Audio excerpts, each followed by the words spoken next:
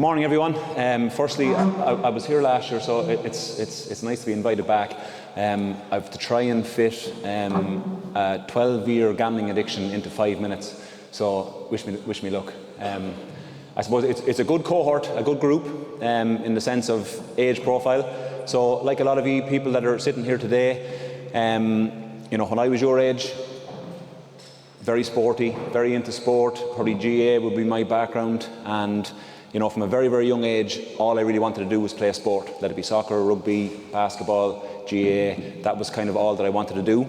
And from probably an early age, that drive or that competitiveness was instilled in me. Like probably some of you, I had a part-time job when I was younger. 15, 16. I started working in a pub part-time at the weekends, just collecting glasses and a few different things like that. And I come from a very small village in County Offaly.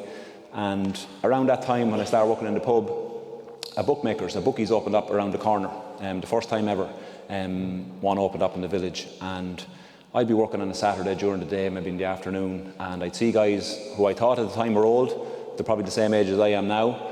And I'd see them having a couple of bets, and one guy would always be given the job to go up to the bookies and place a few bets and come back down for everyone else, and they'd watch the racing on the TV, and if they won, they were celebrating, they were patting each other on the back. If they were losing money, they were slagging the person that had lost money or whatever it was.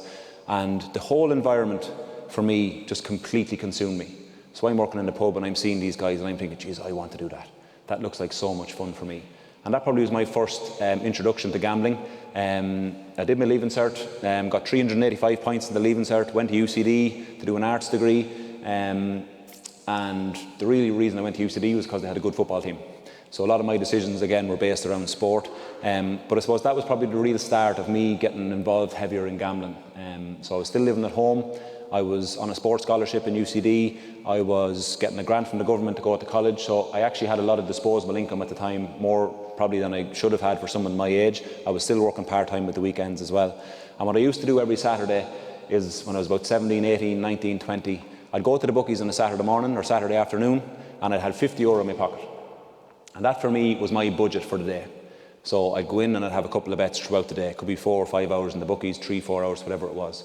And more often than not, it'd only be small bets, a fiver maybe on a horse or a fiver each way on a horse. But more often than not, I went in with €50 that morning, but I'd come home with more money than I went in with.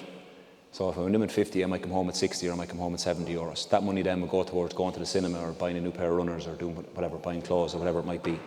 And I suppose in that early stage, that planted a seed in my head of, you know what, maybe I'm actually very good at this. This might be a way for me to make a little bit more money. But as anyone that has ever done any research around addiction or any type of addiction, that it be drugs, gambling, alcohol, they're progressive. So eventually that €50 wasn't enough for me. It wasn't enough for me to be going into a bookies and putting on small bets. I now needed to start putting on bigger bets in order to get the same buzz that I was getting when I initially went in.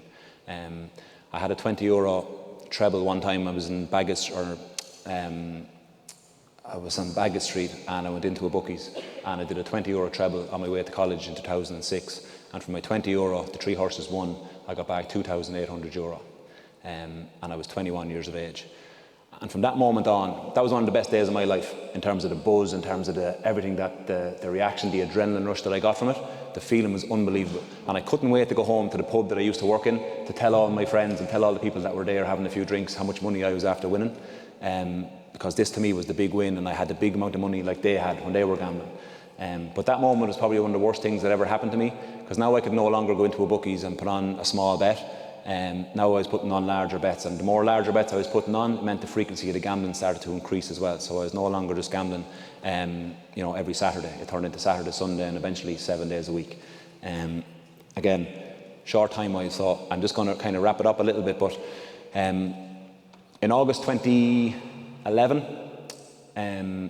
2011, my whole world came crashing down, in the sense that I had no money, I'd been borrowing off friends, I was in unbelievable debt from all my gambling addiction, and I went in for treatment for a gambling addiction in the Rutland Centre in Dublin. I was there for the 5 weeks, and my last bet was on the 13th of November in 2011, so I've been in recovery ever since. But I suppose when I went in for treatment, I thought they were going to tell me all these things around, stop watching horse racing, stop carrying large sums of money, stop associating with people that gamble, all real practical things that I do to this day. But I suppose the real thing that I noticed, and the real things that kind of affected me, and Caoimhe touched on it earlier on, was things like shame and things like guilt. They were really inherent in me from a very, very young age. And I actually didn't realise that they were there. And because of that, I was always looking for a distraction, or I was always looking for something outside of myself to actually make myself happy. So gambling for me was that escape. Gambling for me was that time I could go onto the phone, disappear for a couple of hours. I could go into a bookies, disappear for a few hours. And in my mind, all my troubles would go away when that was happening. I'm sure some of you can relate to that by maybe going on social media or whatever it might be after school, and all of a sudden we find it's 3-4 hours have passed and we're still scrolling on the phone. That for me was the same. Gambling did the very, very same to me. The only problem was with this was I was obviously affecting a lot of people, obviously getting in financial difficulty, and you know, the support around me, the people close to me, I was obviously hurting them and losing trust and everything else that goes with it. But I suppose the key thing for me was when I found out why I was gambling, and a lot of it again was based around fear, was based around guilt, was built around shame, around, you know, how I behaved and all my behaviours on a daily basis. I think we're going to a bit of a Q&A at the end as well, so it's very, very hard to get all this done in a very short period of time. But again, if anyone wants to come up to me after, if they're too shy to ask me a question in the Q&A, that's no problem. You're more than welcome to come and have a chat with me. And again, just thanks so much for inviting me in for the chat. Thank you. I suppose, so one thing about gambling and gambling addiction in particular is it's very, very secretive. So some of you may know, some of you may not, but you know, a lot of gambling can be done in private, obviously on your phone through betting on apps, or going into a bookies and disappearing for a couple of hours. There was often times I might leave a bookies after losing maybe the price of a car, and I'd meet a friend in the street and they'd ask me how I was, and I'd say, oh, everything's fine, everything's great, life is brilliant. So I suppose that secrecy then becomes very inherent, that you don't actually want anyone else to know what's happening. So I suppose for me, I mentioned about the walls closing into me around August of 2011. And other people have mentioned it as well, and as they were talking, as they were speaking earlier, it was very poignant for me, and I could actually feel the feeling of that fear of actually opening up and sharing that there was an issue. For years I gambled, 5 or 6 years I would have gambled knowing that I had a problem, and yet never spoke to anyone about it. Some of my friends would have a bet and they'd be very you know, they go in and have a bet once a week or once a month and it wouldn't be an issue for them, whereas for me, you know, I just couldn't stop once I started. So when my father called down to my house in November 2011 and he asked me the question about, you know, what's happening, you know, is everything okay, I still spent about half an hour denying that there was a problem. And then whatever happened or whatever came over me, just this surrender of, okay, I have to get help here. And I basically said, look, I'm gambling and I can't stop and I don't know what to do. Now, it's back to, you know, some of the, I suppose the topic of today is my father has no idea how to deal with someone with a gambling addiction, but what he does have is a phone, and he can ring one person who might be able to point him in the right direction to get support that needed to be got. So that was on a Monday night.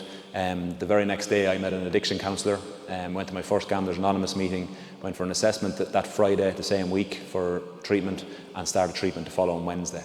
So from that really, really brave and good decision of me actually opening up and saying, look, there was a problem, that I needed help, all those really, really positive things happened in a very, very short period of time.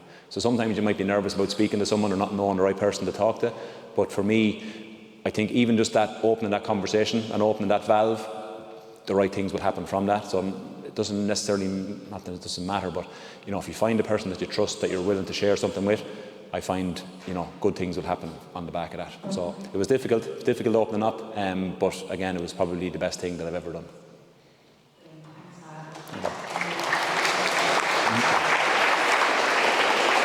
There we are.